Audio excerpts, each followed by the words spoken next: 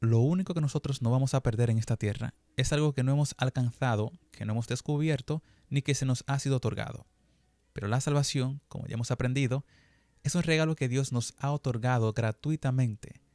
Pero si no la aceptamos y decidimos vivir en ella, pues no disfrutaremos de los beneficios eternos que Dios tiene para nosotros. Busca tu Biblia, busca tu guía de estudio, porque iniciamos un nuevo estudio donde entenderemos esa misericordia que por mucho tiempo personas han perdido, pero Dios espera que tú mantengas y que vivas en Él, siendo la bendita diferencia.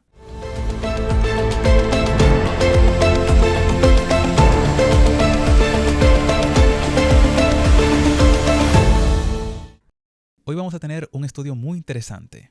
Para aquellos amantes de la matemática, vamos a calcular cómo nosotros jamás pudiésemos alcanzar la salvación si no es por Cristo Jesús. Cómo nosotros jamás pudiésemos pagar aquel precio el cual Cristo Jesús, siendo el único, que lo descubriremos a través de los textos bíblicos, donde en 1 de Juan, su capítulo 4, versículo 7 hasta el verso 20, y la parábola de aquellos siervos los cuales el Señor se puso a tomar cuenta con ellas, encontrado en Mateo, su capítulo 28, los versos 23 al 35, vamos a entender con estas dos porciones bíblicas cómo nosotros jamás pudiésemos alcanzar la salvación y de quién depende que hoy tú y yo estemos firmes, avanzando y con la oportunidad de al final ser uno con Cristo Jesús. Para hoy, miércoles 8 de enero, estaremos viendo esa misericordia perdida. Así que tú no te la quieres perder, por eso harás la parte que te corresponde. Desde el inicio, el autor comienza indicando que ese amor de Dios es un amor eterno, pero que es inmerecido. Y nosotros estamos claros de que no merecemos el amor de Dios. No lo merecemos. Jamás seremos dignos. Pero sin embargo, Cristo Jesús ama al ser humano. Y aunque Él nos ame, nosotros podemos rechazarlo. Hoy tenemos la oportunidad de aceptar, y eso lo vimos ayer muy claramente, muy descrito, ese amor o rechazarlo. Pero la invitación es que esa iniciativa que viene solamente de parte de Dios, nosotros la aceptemos y cualquier cosa que hagamos sea en respuesta positiva a vivir amando y desarrollando esa relación con el Señor. Nuestro amor a Dios es una respuesta a lo que ya Dios ha dado. Así que tú no lo produces, tú no eres el primero, sino simplemente aceptas lo que Dios nos ha otorgado. Pero vamos a la Biblia, porque hoy tendremos mucho texto que analizar a la luz de 1 de Juan, su capítulo 4, versículo 7 al 20, y Mateo, capítulo 18, los versos 23 al 35. Cuando analizamos con detenimiento, es un texto muy abarcante, muy profundo, que nos lleva a nosotros a recapacitar y pensar bastante. 1 de Juan, capítulo 4, versículos 7 al 20, es uno de los referentes más claros de ese amor de Dios y de qué respuesta nosotros tenemos que dar. Si hoy nosotros tenemos amor, es porque antes alguien nos amó. Y eso nos amó indicó una acción que se demostró. Y hoy tú tienes como amas a Dios, viste el día de ayer, necesitas amarle obedeciéndole. Pero vamos a nuestros textos bíblicos. Vamos a 1 de Juan, su capítulo 4, los versos 7 hasta el 20. Lo vamos a subdividir, aunque vamos a ir leyendo, vamos a ir subdividiéndolo por diferentes esquemas. Los versículos 7 y versículo 8 nos presentan a nosotros cómo es ese llamado a que amemos no solo a nuestra vida, sino que nos amemos unos a otros. Por eso dice, amémonos como unos a otros. Pero ¿en qué amor nosotros tenemos que amarnos unos a otros? En ese amor el cual Dios nos otorgó a nosotros primero, ese amor que es de Dios. Porque todo aquel que ama, sigue diciendo el texto, es nacido de Dios. Ese es el que conoce a Dios porque ha desarrollado una relación con Dios que lo veremos más adelante. El que no ama, pues no ha conocido a Dios porque Dios es amor. El amor genuino que se está presentando aquí es un amor que solamente se demuestra porque se ha tenido antes una relación con Dios. Si hoy nosotros tenemos ese amor, es porque hemos estado en contacto con Dios tras nuestra decisión. Y debe quedar muy claro, si hoy tú amas a tu hijo, aquellos padres y madres, Si hoy tú amas a tu hermano, si hoy tú amas a tu prójimo, tu vecino, tu compañero de trabajo, tu compañero de estudio, cualquier persona que tú te relaciones, es porque antes la ecuación te dice que tienes que conectarte con Dios. Si te conectas con Dios, pues desarrollas un amor por tu prójimo. De no ser así, pues no va a ser una realidad. Así que tú amas porque conoces a Dios y porque en su esencia Él te da esa oportunidad. Y eso no es cuestión de lo que yo pueda pensar o argumentar. Es lo que nos está presentando la misma escritura. Cuando vamos al texto original nos dice, estructura del agapetoi. Eso viene del ágape, ese amor que es producido por Dios. Y fíjense que todo lo que vamos a ver es a través del ágape. Amados, adjetivo. Estén ustedes, verbo presente subjuntivo, que se conecta a lo que ya se ha mencionado anteriormente y se conecta a la base central.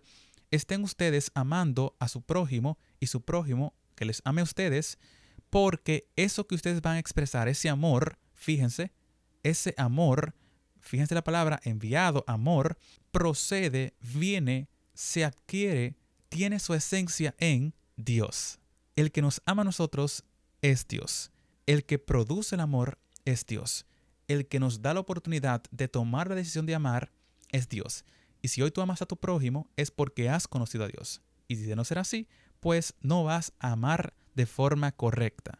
Y entonces sigue diciendo el verbo, mantente de forma presente amando a todo el mundo. Porque eso que tú haces procede de aquel que ha sido nacido. Fíjense en el pasivo, depende de alguien. Ese nacido que aparece en el verbo es un nacido no solo cuando eras un bebé, que tu madre dio a luz a tu vida, sino un nacido que se refiere cuando tomaste la decisión de ser bautizado, de seguir a Cristo Jesús. Todos aquellos que aman al Señor, aquellos que realmente nacieron de Dios, aquellos que por su decisión, luego de tener la razón, de estar conscientes, de poder tomar decisiones, por eso es que la persona cuando se bautiza tiene que estar consciente de lo que está haciendo, porque cuando te bautizas, pues pasas a otra posición. Cuando tú aceptas al Señor, pasas a otra posición porque naciste de aquel que te amó. Y eso es lo que el texto me está diciendo. Cuando ya yo tomo esa decisión, pues yo comienzo a desarrollar esa relación con Dios, y cuando tengo esa relación sólida con Dios bajo mi decisión, no significa que voy a conocer todo, porque es un error que se ha presentado. Bautízate solamente cuando conozcas todo. No. ¿Eres consciente? ¿Puedes decidir? Pues acepta al Señor. En el proceso de la santificación, pues vas a perfeccionar tus errores y vas a ser más cada día como Cristo Jesús. Pero eso es en el proceso, después de la decisión. Así que si estás en el valle de la indecisión, toma hoy tu decisión por Cristo Jesús. Toma la decisión de amarle y amar a otros. Cuando vamos al próximo versículo, versículo 8 del capítulo 4, nos dice, el que no ama, fíjense, negativo, el que no está presente, conectado a Dios, pues no va a tener la posibilidad de amar, porque éste no ha conocido a Dios. El amor solamente viene por el conocimiento de Dios. Y fíjense en la partícula aquí, que está en un aoristo, una dependencia. Depende que tú ames a otro porque tú has primero amado a Dios tras un conocimiento práctico. Un conocimiento que solamente viene con una relación con el Señor. Y eso usted lo ve en los próximos versículos. Dice aquí el texto.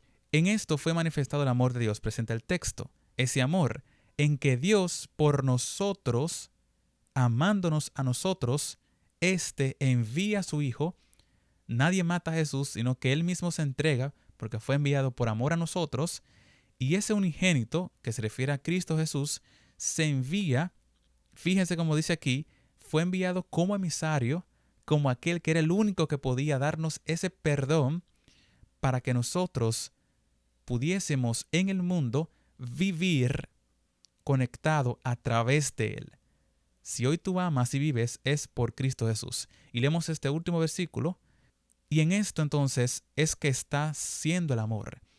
El amor solamente tiene esencia en esto, en que nosotros, fíjense, amamos a quien dependemos porque Él nos amó a nosotros, y no lo amamos a Él porque es algo nacido de nosotros, sino porque Él nos amó, Él envió al emisario, Él envió al único que podía salvarnos, Él nos hizo a nosotros esa preparación para que nosotros hoy tengamos la oportunidad de estar libres del pecado.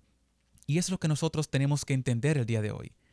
Eso que nosotros tenemos es solamente producido por Dios, pero tenemos que aceptarlo. Ya los próximos versículos se llama a que nosotros reflejemos el amor. Y es una tarea para ti que puedas seguir leyéndolo. Verso 11 y 12. Ese reflejo de amor que tú tienes que hacer, esa acción que tienes que hacer por el amor que viene de parte del Señor. Los siguientes versículos, los versos 17 y 18, nos muestran cómo ese amor de Dios es el único antídoto contra el temor a perdernos, el temor a estar en la perdición.